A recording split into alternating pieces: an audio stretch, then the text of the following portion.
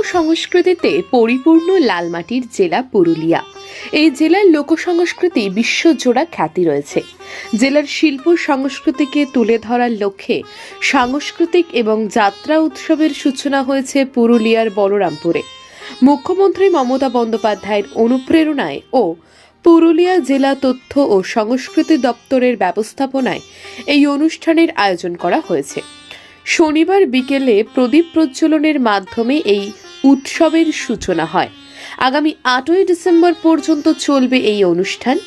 এই অনুষ্ঠানে প্রতিদিনই বাউল গান, ঝুমুর গান, পাতা নাচ, ঘোড়া নাচ, ছৌ নৃত্য, মহিলা ছৌ নৃত্য, যাত্রা, টুসু ও ভাদু সহ বিভিন্ন নানান সাংস্কৃতিক অনুষ্ঠানের আয়োজন করা হয়েছে।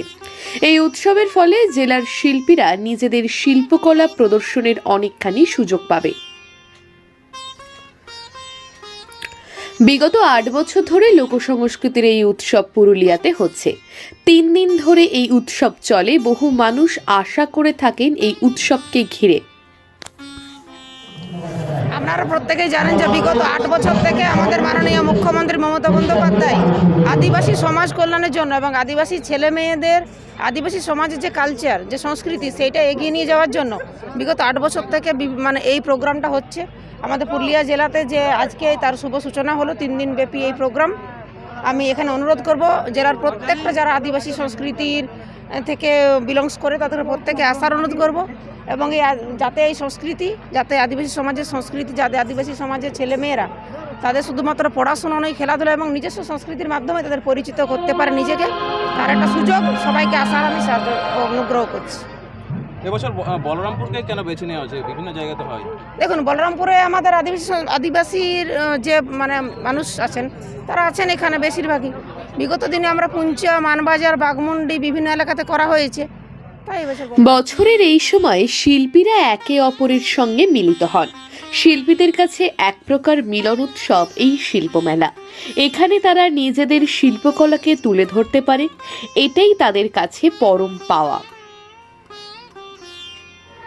শিল্পী হিসেবে বলতে চাই যে সব থেকে বড় কথা হচ্ছে শিল্পীদের সাথে দেখা হওয়া।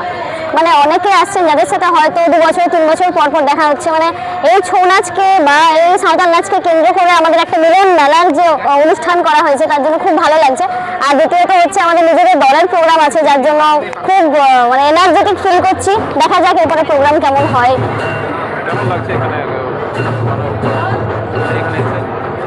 বলুন, এখানে অংশগ্রহণ করে কেমন লাগছে? এখানে অংশগ্রহণ করতে পেরে খুব ভালো লাগছে। নিজেদের টিম এসছে, আমাদের সমগ্র টিম আছে। নতুন করে একদম পালা দেখাবো আমরা, ছৌ নাচের পালা। নর্মালি মেয়ে আছে মেয়েদেরকেই দেখাবো আজকে। তো দেখা যাক, এরপরে প্রোগ্রাম করবো। সব মেয়েরা রেডি হচ্ছে, প্রস্তুত হচ্ছে, পেছনে দেখা যাচ্ছে। আর দেখা যাক কেমন হয়। খুব ঠান্ডার মাঝে ছৌ ড্রেস পরলে, ছৌ বাজনা বাজলে অটোমেটিক এনার্জি চলে আসে। দেখা যাক প্রোগ্রাম কেমন হয়।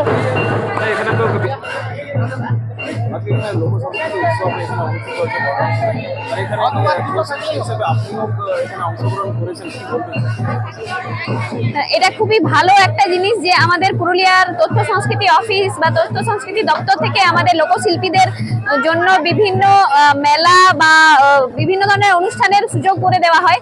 আজকে এখানে বলরামপুরে, আমি যেহেতু বলরামপুর থানার অন্তর্গত মালডি গ্রামের আমি একজন ছৌ শিল্পী, তো তাই আমি আমার যে ব্লক, আমার যে জায়গা, সেখানে এরকম একটা মেলা অনুষ্ঠিত হতে পেরেছে। এখানেই আমি খুব আনন্দিত এবং এই মেলাতে আমি একজন ছৌ নৃত্য শিল্পী হিসেবে নিজে পারফর্ম করব, এটাই আমার কাছে সব থেকে বড় গর্বের বিষয়। আমি চাই পুরুলিয়ার লোক সংস্কৃতি, লোকশিল্পীরা যাতে আরো এগিয়ে যায়, এইটাই আমি চেষ্টা করছি। এবং আমি আমার নাচের মধ্যে দিয়ে আমার জেলার বিভিন্ন সংস্কৃতি, যেমন ছৌ তো রয়েছে, এছাড়াও আমি বিভিন্ন ধরনের সংস্কৃতিকে বিশ্বের দরবারে তুলে ধরার চেষ্টা করছি। বিশেষ করে আমি ছৌটাকে আমি বিশ্ব দরবারে তুলে ধরতে চাই, এটাই আমার মূল লক্ষ্য। প্রথম দিনে থেকেই শিল্পীদের বিভিন্ন সাংস্কৃতিক অনুষ্ঠান যেমন বাউল গান, ছৌ নাচ, ঘোড়া নাচ, পাতা নাচ অনুষ্ঠিত হতে দেখা যায়। এই অনুষ্ঠানকে ঘিরে উৎসাহিত গোটা জেলাবাসী। বলরামপুর থেকে বিশ্বজিৎ সিং সর্দারের রিপোর্ট, পুরুলিয়া মিরর। প্রত্যেকটা শিল্পীর খেয়াল রাখেন তাদের কাজের খেয়াল রাখেন সেই গুণী মানুষ আধিকারিক district information cultural officer Shri Siddhartha Chakraborty মহাশয়কে স্বাগত ভাষণ দেওয়ার অনুরোধ জানাই।